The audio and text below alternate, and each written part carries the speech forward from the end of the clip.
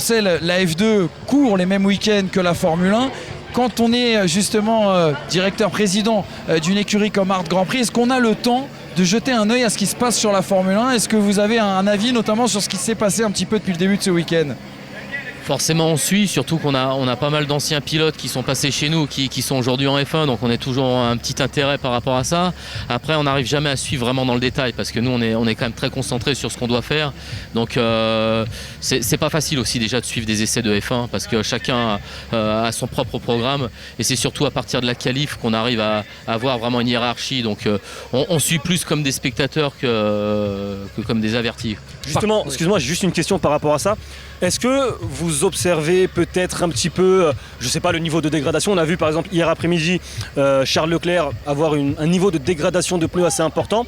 Est-ce que pour vous ce sont des informations qui peuvent être utiles à une écurie de F2 ou pas du tout? Ça peut dégager une tendance. Maintenant, on n'a pas du tout les mêmes pneus, hein. Donc il faut surtout pas rentrer dans ce piège-là. Maintenant, c'est sûr qu'on arrive à corréler, vu qu'on est sur tous les mêmes circuits qu'eux sur l'année. On essaye un peu de voir ce qui se passe aussi au niveau dégradation de leur côté, mais ça fonctionne pas toujours de la même manière pour nous. Par contre, on sait que les pilotes de Formule 1 aiment bien regarder par exemple les départs de course de F2, ça peut leur donner quelques repères, bien évidemment. On parlait des essais là et du fait que dans les Libre 1, Libre 2, Libre 3, on cherchait le réglage optimum. En F2, on n'a pas ça. On a une séance d'essai. Est-ce que c'est la course pour vous, pendant les essais, pour trouver ce réglage? Parce qu'effectivement, on a l'impression que s'il n'est pas trouvé, on a 2 courses en plus et le week-end devient très très compliqué. Donc est-ce que c'est vraiment une course contre la montre, cette séance d'essai que vous avez le vendredi? C'en est une, mais d'un autre côté, ce qu'il faut savoir, c'est qu'en F2, c'est vrai que ça roule très très peu en essai libre. Et on va rouler en essai libre avec des pneus prime. Sur une piste relativement verte parce qu'on est souvent les premiers à rouler et 4-5 heures plus tard on va rouler en qualif sur une piste qui a été gommée par la F1 avec des pneus options qui roulent en général 2-3 secondes plus vite au tour. Donc c'est un exercice qui est assez compliqué. On est souvent dans l'anticipation du niveau de grip que la piste va prendre. C'est pas tout le temps simple justement de vouloir régler une voiture pour un type de grip qu'on ne va pas forcément retrouver 4 heures plus tard. Donc on est vraiment dans l'anticipation. Est-ce que ça veut dire qu'on se retrouve régulièrement, par anticipation justement, à arriver en qualification avec un réglage qui est bien mais pas forcément optimum parce qu'on n'a pas pu tout tester et qu'on a dû faire un choix avant pour se lancer? C'est toujours très difficile justement d'être à l'opti parce que justement on fait face à des situations de piste et de pneus différentes à chaque fois, tout comme pour le pilote. C'est très difficile au pilote de se caler sur chaque séance pour être à l'opti. C'est pour ça qu'on voit très souvent en qualif, quand on regarde les datas, des améliorations possibles. Mais je pense que c'est pour tous les pilotes du plateau. C'est très difficile d'être à l'opti parce qu'on fait face à des situations différentes à chaque fois, avec un nombre de tours très très limité. Parce qu'en qualif, quand on arrive à faire 4 tours poussés, c'est le grand maximum. De manière un peu concrète, on parle depuis tout à l'heure de réglage. On sait que les Formule 2, pour ceux qui ne le savent pas, c'est des voitures qui sont toutes les mêmes. Du coup, comment on peut faire la différence face aux concurrents qui ont la même voiture? Quand on parle de trouver la bonne fenêtre, le réglage optimal, c'est quoi? On joue sur quoi? On joue sur les suspensions? Je sais pas. Qu'est-ce que vous faites concrètement, techniquement, sans donner les secrets évidemment, parce que c'est un peu la question à 1 million d'euros. Sur quoi on joue pour faire un réglage? Non, c'est vrai que contrairement à la F1, nous c'est du monotype, donc on a tous le même châssis, tous le même moteur. Mais après il y a beaucoup de choses en réglage où on peut bouger, que ce soit l'aéro, le rake de la voiture, les amortos, le carrossage, les pressions pneus. Il y a énormément de paramètres sur lesquels on peut influer. Sébastien, justement, vous êtes à la lutte là, en F2 dans le classement des constructeurs avec Carlin et MP Motorsport. Si vous faites un petit peu le bilan de cette première partie de saison, qu'est-ce qui vous a manqué pour mieux figurer par rapport à ces 2 écuries, ou qu'est-ce qu'elles ont fait de mieux que vous? Est-ce qu'ils ont fait mieux que nous? J'en sais rien parce que c'est quand même relativement serré au championnat. mais c'est vrai que par rapport aux souhaits qu'on avait en début de saison, on est un peu en deçà de ce qu'on souhaitait. Il y a eu parfois des erreurs faites par l'équipe ou les pilotes. On a eu des petits problèmes de fiabilité en début d'année. Entre réussir un week-end ou pas, c'est souvent l'épaisseur d'un trait. Vu qu'on roule pas beaucoup, il faut déjà essayer de pas louper la qualif et tout va très vite. Donc c'est clair qu'on a manqué un peu de constance. Parfois on a su être très performant, mais pas sur la durée. On a souvent fait un très bon week-end et un week-end moins bon derrière, où ça nous met pas tout le temps dans une bonne dynamique. Mais je pense qu'on n'est pas très très loin de pouvoir le réussir. Et malgré le fait que ce soit des catégories monotypes où tout le monde a la même voiture, on retrouve souvent en Formule 2, en Formule 3 les mêmes écuries qui sont devant. Comment vous l'expliquez? C'est un savoir-faire, c'est une meilleure usine, c'est des meilleurs ingénieurs, c'est quoi qui permet à des équipes de toujours s'en sortir? On voit souvent à RT dans le haut du panier dans ces catégories-là, alors que pour autant elles font face aux mêmes caractéristiques que les autres écuries. Déjà, ce qu'on a avec nous, comme certaines autres équipes, c'est qu'on est là sur la durée. Et comme je l'ai dit, vu qu'on roule pas beaucoup et qu'on est souvent dans l'adaptation, l'avantage d'avoir des années d'expérience derrière nous permet de mieux appréhender les différentes situations. Et après, je ne veux pas parler des autres, mais derrière RT, on a une chance, c'est d'avoir des ingénieurs qui nous sont fidèles et qui sont là depuis de nombreuses années. Et on a construit un peu l'entreprise avec eux, des mécanos également qui ont une belle expérience. Et après, la différence, voilà, elle est faite sur des micro-détails de réglage, sur une stratégie de course, sur le fait de pouvoir un peu éduquer ces pilotes, parce que c'est des pilotes relativement jeunes qui arrivent avec peu d'expérience, c'est d'avoir les bons outils justement pour leur faire comprendre les points à améliorer sur leur driving. Donc la différence, voilà, elle se fait sûrement par le fait qu'on est là depuis longtemps, qu'on a eu des bons résultats, qu'on arrive à intéresser souvent les meilleurs pilotes ou les meilleurs potentiels. Je pense que la différence se fait sûrement là. Justement, votre histoire, il faut en parler de l'histoire d'ART. On se rappelle à la fin des années 90 de l'épopée ASM qui a été renommé, on va dire, ART, avec notamment tout le travail de Frédéric Vasseur, de Nicolas Todd notamment. Racontez-nous un peu une histoire à la française, une histoire d'excellence. Hamza me disait, en venant justement sur ce plateau, ART, c'est un peu l'équivalent de ce qu'est la Masia au football, c'est-à-dire un centre de formation de pilotes absolument exceptionnel. Je pense que prendre toute la liste des pilotes passés par la Formule 1 et qui ont débuté chez vous, ça nous prendrait toute l'après-midi, on n'aurait pas le temps, je pense, d'une émission. Quelle histoire extraordinaire, racontez-nous un petit peu tout ça, Sébastien. Non, c'est clair, on en est très fiers parce que c'est un peu le but de notre métier, c'est d'essayer d'aider ces jeunes à accéder au dernier niveau qui est la Formule 1. Et c'est clair que depuis la création par Fred Vasseur, il y a eu énormément de pilotes qui ont pu accéder. Je crois qu'on en est à 25 à peu près, dont des très bons comme Nico Rosberg, Lewis Hamilton, Hülkenberg ou plein d'autres. Dont les derniers, on a eu la chance d'avoir Charles Leclerc en GP3 et 2 fantastiques années avec George Russell. Donc c'est sûr que c'est une vraie histoire et j'en suis d'autant plus fier que j'ai été un des premiers pilotes. J'avais pas le niveau pour aller en F1 moi, et puis peut-être que l'équipe l'avait pas non plus parce que c'était les premières années, mais c'est vrai que l'histoire est fantastique parce que après une petite carrière de pilote, je suis super fier d'avoir succédé à Fred et reprendre une entreprise qui est une entreprise de cœur pour moi, et avec une vraie belle mentalité et de nombreuses personnes qui sont là quasiment depuis la création. Justement, j'aurais une question sur l'évolution de l'écurie. Qu'est-ce que vous constatez de différent aujourd'hui par rapport à il y a 10 ans, il y a 15 ans? Où est-ce que vous avez vraiment progressé pour devenir aujourd'hui une écurie d'excellence en Formule 2?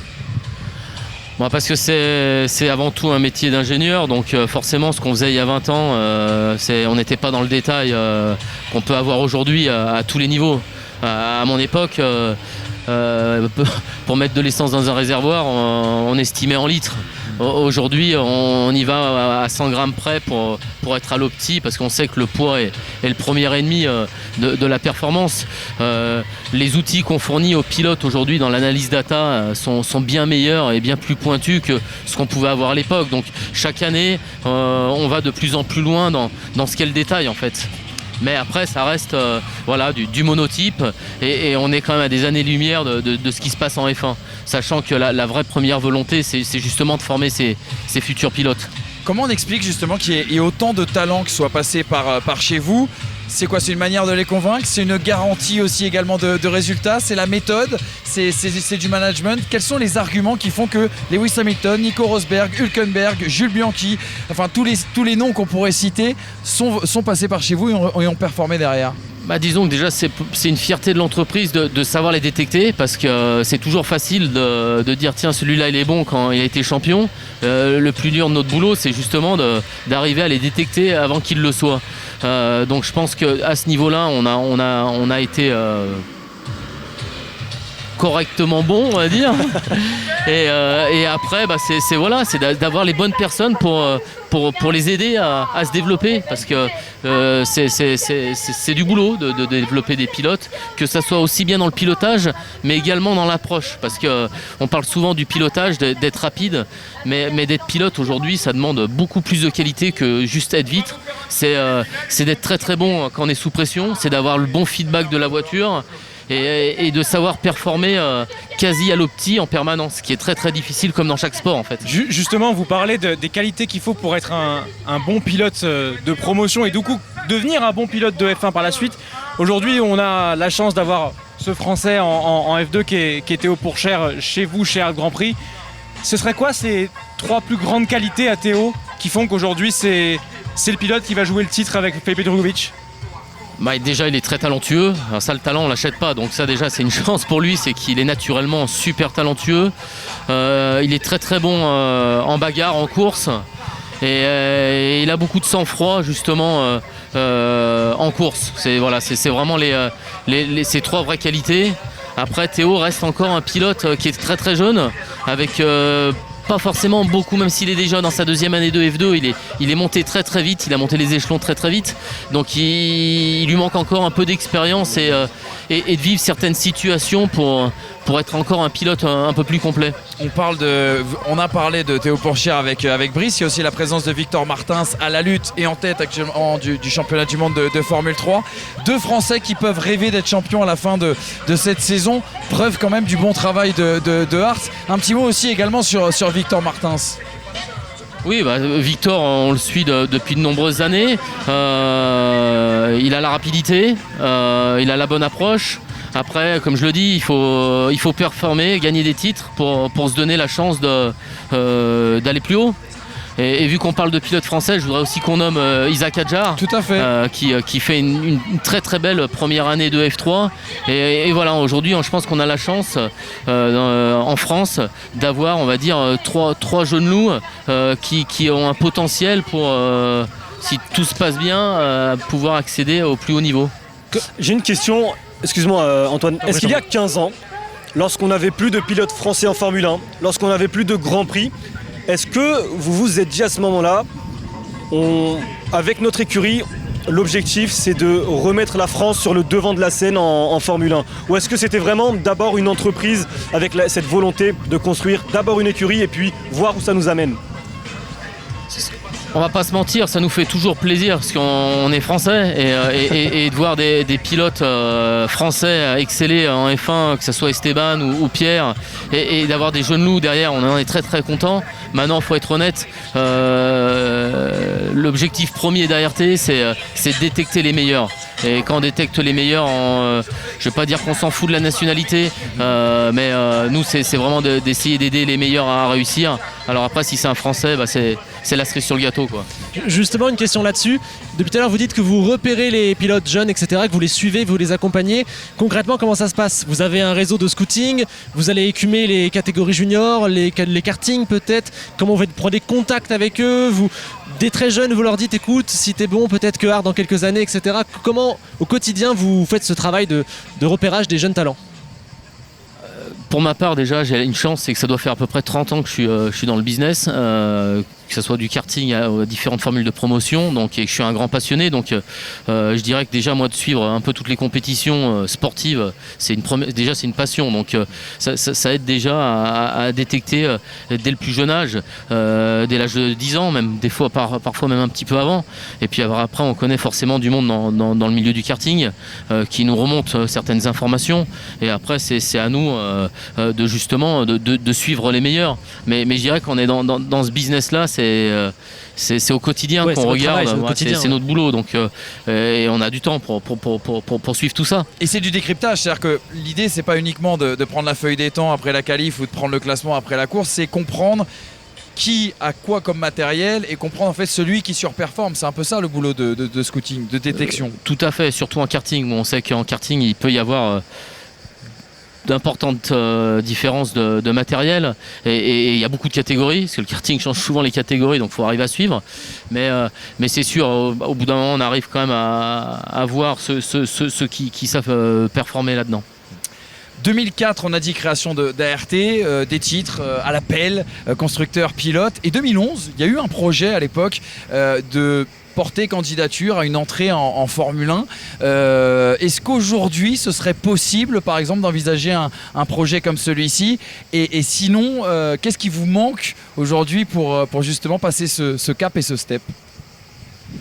Alors sur 2011, je ne vais pas trop m'étendre parce que c'était une période où j'étais pas chez ART, oui, j'étais au Japon. Aujourd'hui, accéder à la F1 pour une structure comme ART, je pense que c'est très compliqué parce que la F1 est quand même un milieu, je ne vais pas dire fermé, mais bon, je veux dire le nombre d'équipes est assez figé. Ça demanderait énormément de moyens et de vouloir grossir en une seule fois, c'est ce qui est très compliqué quand on voit aujourd'hui que Andretti a toutes les peines du monde de pouvoir accéder. Je pense qu'aujourd'hui, il faut qu'on reste à notre niveau et avec cette première fonction qui est de former les jeunes, quoi. Non, je pense difficile dans la F1 actuelle de pouvoir y accéder, faut pas rêver, quoi. Le public a toujours cette image du paddock F1 avec énormément de camions, de structures, de motorhomes, beaucoup de place et on voit rarement finalement le paddock F2 qui est composé de structures beaucoup plus petites, beaucoup plus mobiles. Est-ce que vous pouvez nous expliquer comment est la structure ART, c'est-à-dire combien de camions vous déplacez, les tentes que vous avez et nous montrer justement que le différentiel est finalement assez grand entre la F1 et la F2? Oui, c'est clair. Alors après, nous, on est toujours aussi dans une optique, pas de réduction de coûts, mais de maîtrise des coûts. Et justement, le promoteur de la F2 et de la F3 fait très attention à ça, parce que l'idée, c'est quand même d'essayer de donner la chance au plus grand nombre, même si c'est déjà beaucoup trop cher. Donc réglementairement, de toute façon, on est limité. On doit chacun avoir qu'un seul camion. Alors on peut l'avoir à étage, on est limité dans la mesure de la tente, on est limité dans le staff, justement pour essayer de maîtriser tous ces coûts. Mais on est installé correctement. Alors c'est sûr que c'est pas de la F1, mais on a suffisamment de place pour pouvoir exploiter ces voitures et également avoir de la place dans le camion pour pouvoir bosser avec les ingés. C'est suffisamment confortable.